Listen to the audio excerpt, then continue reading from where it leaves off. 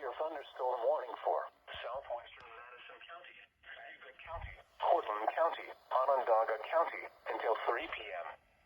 At 2:13 p.m., a severe thunderstorm was located over Auburn, moving southeast at 50 miles per hour. Hazard, 60 miles per hour wind gusts and quarter-size hail. Source, radar indicated. Impact, hail damage to vehicles is expected. Expect wind damage to roofs,